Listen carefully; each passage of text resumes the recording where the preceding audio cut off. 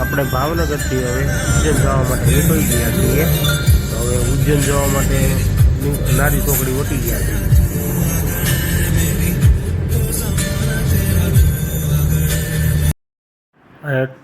Accident શું લાગે છે? તો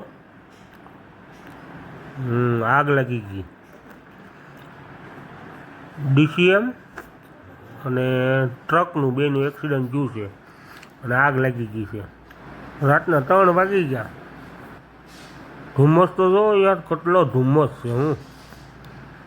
એકલા ધુમ્મસ જ દેખાય. કાંઈ ગાડીમાં દેખાતું નથી. આ કોઈને હુવાની ખબર નથી પડતી. તો 3 વાગ્યા તોય તે સુઈ જાઓ. એ છોકરાઓ સુઈ જાઓ હવે.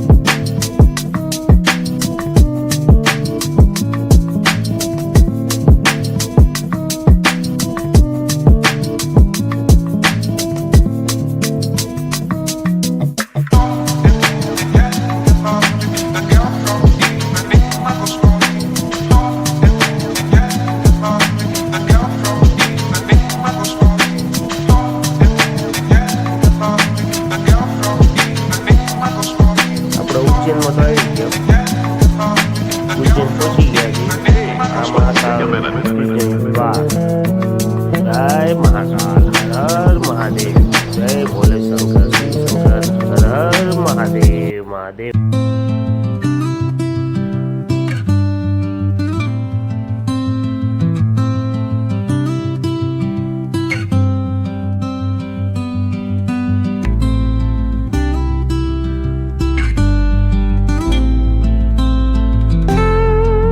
અંદરના પાર્કિંગમાં ગાડી મૂકીને પછી આપણે ફ્રેશ થઈને પછી આપણે જવા દઈએ મંદિરે દર્શન કરવા માટે.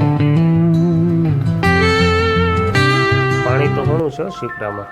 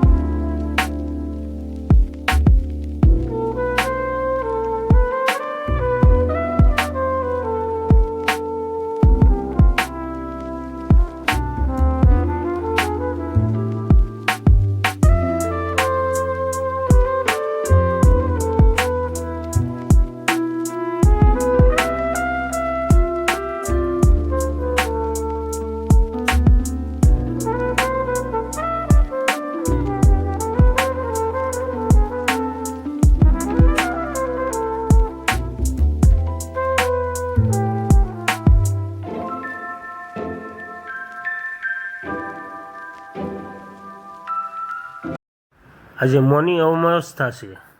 આજે મૌની અમાસ છે એટલે ફૂલ ટ્રાફિક જોવા મળી રહ્યું છે અહીંયા. તમે જોઈ શકો છો આ મહાકાલ દર્શન માટેનો ગેટ. આ એની લાઈન કેટલું ટ્રાફિક છે. એ બાપરે. જય શ્રી મહાકાળ, હર હર મહાદેવ, મહાદેવ મહાદેવ.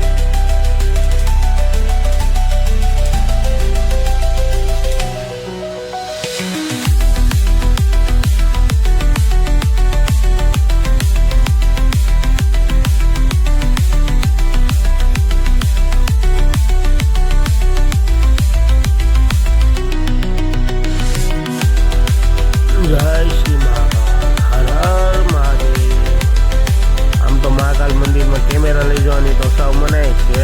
કેમેરા મોબાઈલ આજે બહુ જૂની અમાવસ હતી એટલે બહુ ટ્રાફિક હતું, એટલા માટે આજે મોબાઈલ ને કેમેરાનું કોઈ પણ જાતનું ચેકિંગ પણ ન હતું. હાલો આપણે આજે દર્શન કરી લીધા, તમને પણ દર્શન કરાવી લીધા છે. હવે આપણે આવી ગયા છીએ હરસિદ્ધિ મંદિરે, હરસિદ્ધિ માતાજીના મંદિરે, જ્યાં આ આરતીનો લાવો લેવો પણ બહુ જરૂરી છે.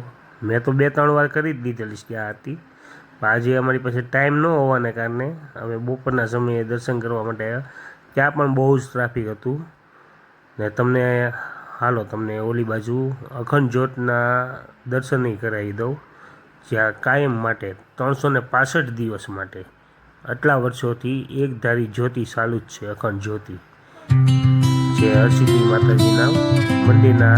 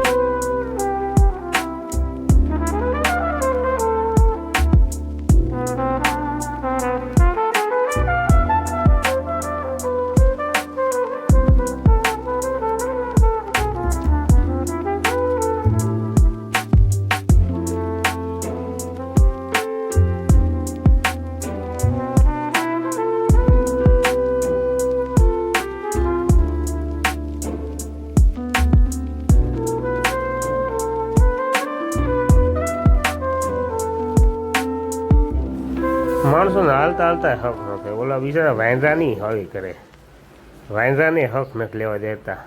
વાંદરો બેઠો હોય ને સરખો બેવા દેતો, બોલો ન્યા એની હળી કરવા જાય.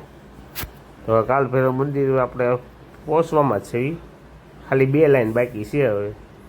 આજ તો ત્યાં પણ બહુ ટ્રાફિક હતું, આપણી પાસે ટાઈમ નહોતો ને, એટલે આપણે બપોરના સમયે દર્શન કરવા આવી ગયા છીએ. નકર તો રાત્રે 8 વાગ્યા પછી આવો તો પછી બહુ શાંતિથી દર્શન થઈ શકે.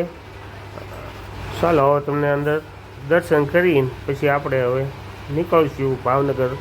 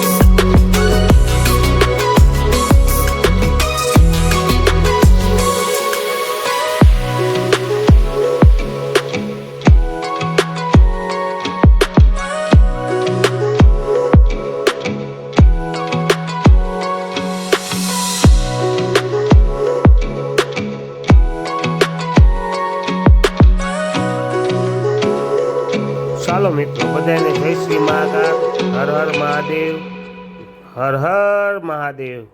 તો બધાએ અમારા બ્લોગને લાઈક, શેર અને કોમેન્ટ જરૂર કરજો. જય શ્રી મહાકાલ, હર હર મહાદેવ.